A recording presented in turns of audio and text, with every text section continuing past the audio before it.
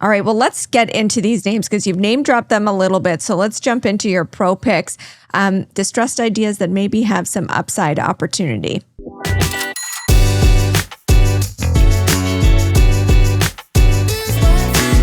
Pro Picks is brought to you by ATB Financial. With $62 billion in assets, ATB Financial is powering possibilities for more than 820,000 financial services clients in Alberta and beyond. ATB's capital markets arm is a full-service investment dealer that offers investment and corporate banking, sales and trading, institutional research, and risk management. Visit atb.com/inthemoney for more information. One I would have is in the commercial mortgage space we talked about is ticker CMTG, Claros Mortgage, which, again, disclosure, I do own. This is a mortgage REIT whose primary exposure is to multifamily apartments. They have some office, they have some hospitality, they have some real estate that they've taken over in a foreclosure. And you have basically a business that's around $6 billion of assets, a couple $100 million of liquidity, a book value of about $13 a share and change, which is going to be well north of $1 billion. I think it's about $1.8 billion. And it's trading at 20% of book value. Stock's around $250 or so.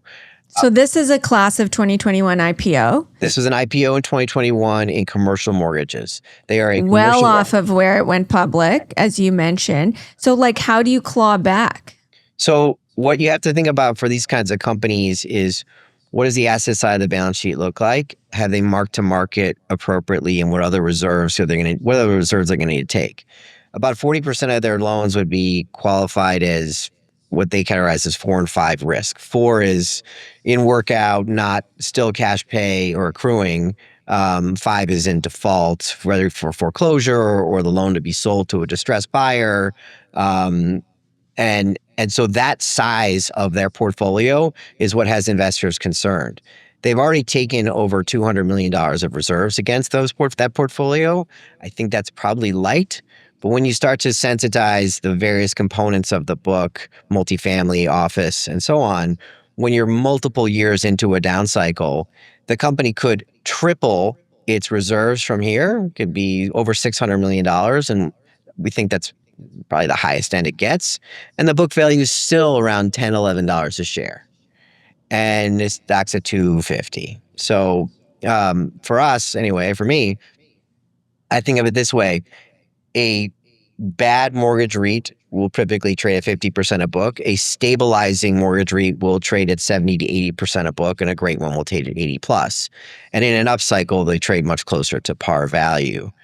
The reason why the stock also is orphaned is because the number of bad loans on the balance sheet, they stop paying a dividend. And these REIT stocks, as we all know REITs are, tend to be retail oriented. And so when you have a dividend stock that is now got balance sheet volatility in it, there's no natural owner for it until it stabilizes. So you see a stock trading down here, but again, 20% of book value implies a massive dilutive event in equity issuance, which I don't see a reason for, or a bankruptcy, something like that, which again, I don't see a reason for either. So as they continue to just roll off the bad loans on the book, you'll start to see book value stabilize, and eventually the stock should trade at 70 to 80% of book value. And that's, $7, $8 a share, which I think is a great rate of return.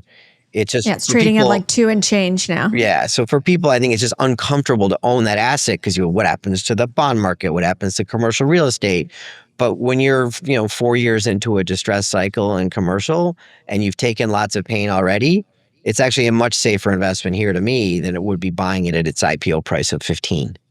Does it need a rate cut? No. Is that a catalyst? Doesn't matter. I think also you think about who are the natural exits for their existing bad loan portfolio. There was a story yesterday on the tape that KKR closed like a $40 billion mortgage fund. Every distressed fund or private credit has been raising distressed real estate money for commercial mortgages. And the amount of dry powder on the sidelines is enormous. Blackstone, KKR, Apollo, Ares, all of them. And so for me, at least the way I look at it is their natural exit are people who are being selective. Maybe the tariff thing has delayed the recovery, but there are natural exits for these types of workout loans. So I don't think you need a rate cut for the thing to work. And I think it's priced for just horrible outcomes that are unlikely. Okay, so mortgage REIT, you mentioned this is an area that you like. Another area that you mentioned is insurance, and this is where we find Hippo Holding. And I won't pretend to know much about this stock. It's a small cap, 600 million.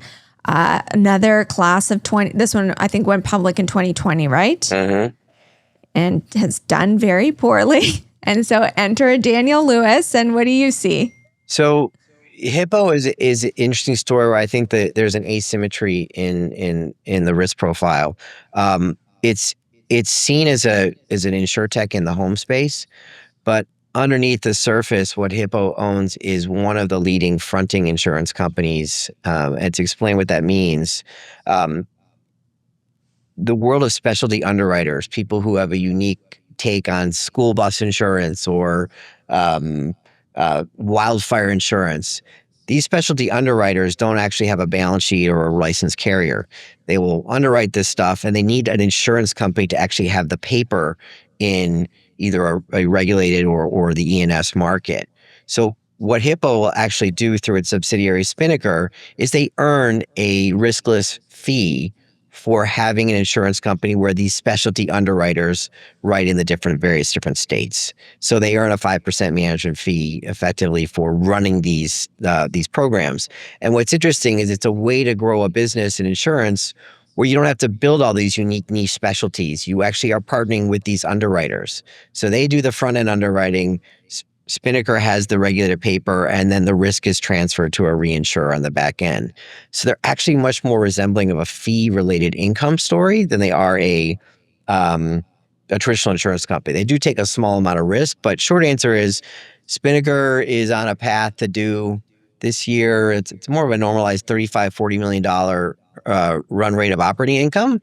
They have no taxes because of NOLs, and that business, based on just volume growth, can grow to probably 70-75 million of income in the next couple of years, which is just too cheap on a market cap that is 600 million. Hippo also owns a home insurance underwriting business and a home agency business and has excess cash. So when you start to layer those in, and Spinnaker becomes the forefront of the story as to what people see Hippo, which was a home insurance company, I think they're going to look at the company very differently. Has it been in the penalty box because just housing in the U.S. in general, it's been sluggish? I think property and casualty went through its own version of Lehman in the last couple of years. At the end of the housing boom, coinciding really with the boom in insurtech, you had the explosion in inflation.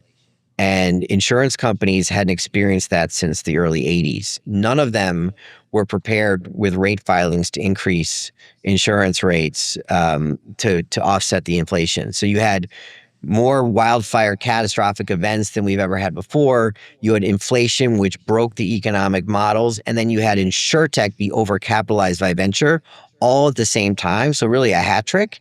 And so everybody in the industry lost money, and then everybody who was new at underwriting, including Hippo, lost even more.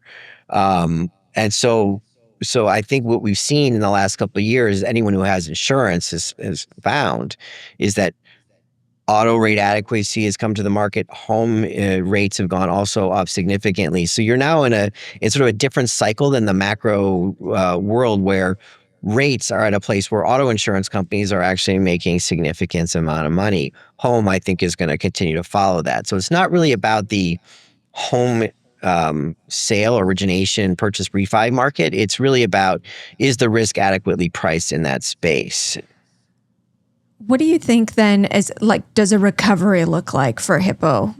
I think what Hippo has an analyst day coming up in like a week. And I think what I'm hoping management's going to do is start to show it's less about a home insurance company, either a originator, and much more about this specialty fronting company, which is a more stable fee-related income story. The multiple of a subscale home insurance company with extreme volatility is going to be a single-digit multiple.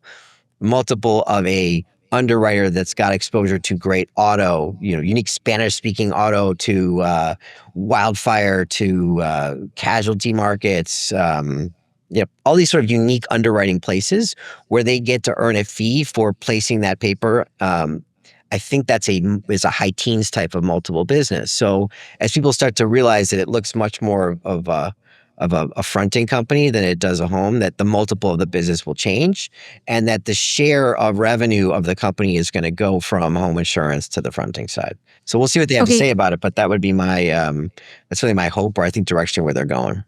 your third pick, kind of on brand here, another pandemic-y IPO that has gone south in mortgages, Better Home and Finance. SoftBank is a big owner in this one. I think they own about 12%. So at some point, it was interesting enough for SoftBank. This one is fun. You asked about Carvana earlier. You were mentioning, what's the next Carvana? And I was like, well, where's the magic folder? Better is the only stock I own that I think could run out of money in the next 2 to 3 years. Unlikely in my mind, but has the potential to be Carvana. And I'll sort of explain why. The mortgage origination space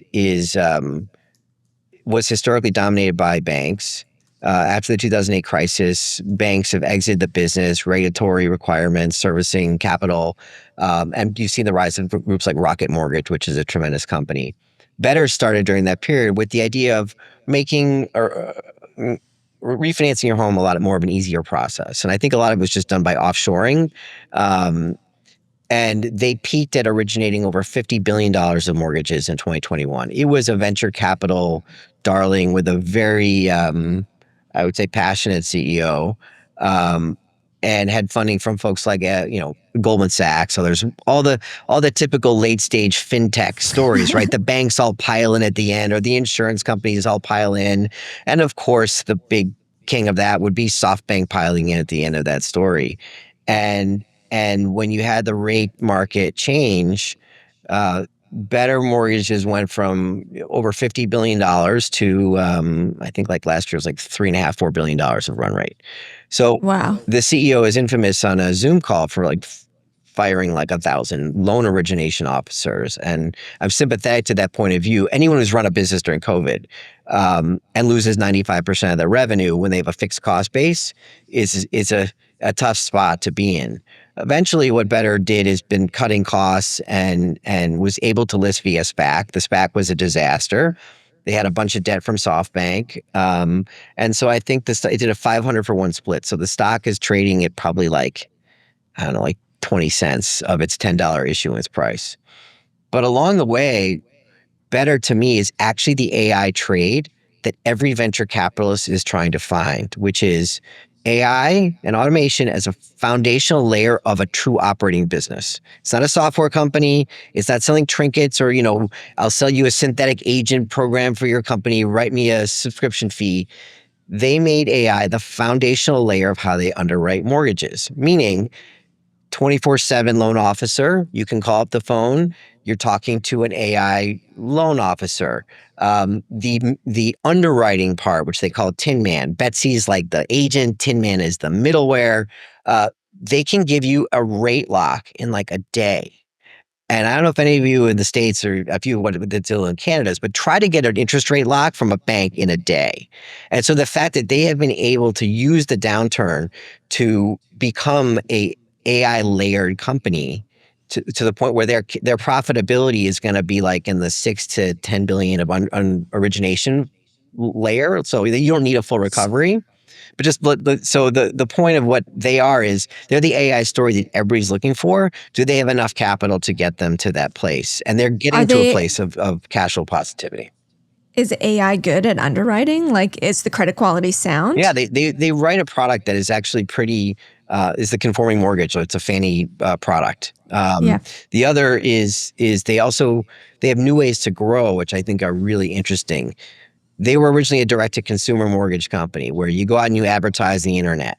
That's how they got all their volume. That is extraordinarily competitive and really a broken business. Finding new ways of distribution is the other survival. And what they've done is partnered with Neo Mortgage, which is a mortgage broker who has professional people who are now using Neo powered by Better. So they're white labeling for those loan officers. And if you ever talk to a salesperson, if you can make their job 10 times easy so they can work on customer as opposed to back office, that's a great growth trajectory for them. They're also white labeling this AI solution for banks. So there's no reason for a small bank to create their own mortgage origination department. They should just simply white label this service. They have that now out in the marketplace. And so for them, I think then they have a HELOC product, which is home equity lines. So to me, this company, and finally, they just restructured their SoftBank convert, where SoftBank took a 50-cent haircut. They've got tons of runway. Their cash burn is coming down materially. So as they hit this inflection point, which is a lot like Root Insurance or some of the other Carvana, you can start to see why this company was actually worth $5 billion at its peak instead of $150 million now. They have a unit economics advantage. They have a really good story. They are a great takeout target. They're a great growth story. And so for me, it's one of those stocks where I look at and say, I can actually underwrite a path to them doing a couple $100 million of earnings over time. And I think they've got lots of runway to make it. I was going to ask about a takeout potential because, a bank that doesn't have any of this technology seems like they would do that just to kind of buy the technology. But I can't get, and it sounds like such a great story. Who doesn't want the next Carvana? Except I remember you said it could still run out of money in the next year or two. If you talk to management, you listen to what they have to say.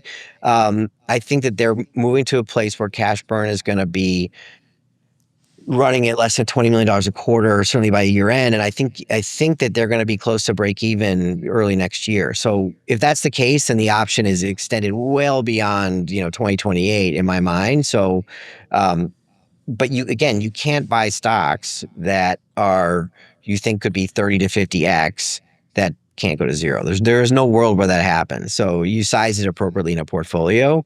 But this is just one that I look at and say, every venture capitalist is looking for AI native operating companies. This is exactly what everybody wants to find. And if this company was private, it would probably have a $2 billion valuation on it. But because it's an orphan equity that was gone public by SPAC, you're buying it at a fraction of what its private market value is, which tells you how sort of confused public-private markets are at the moment.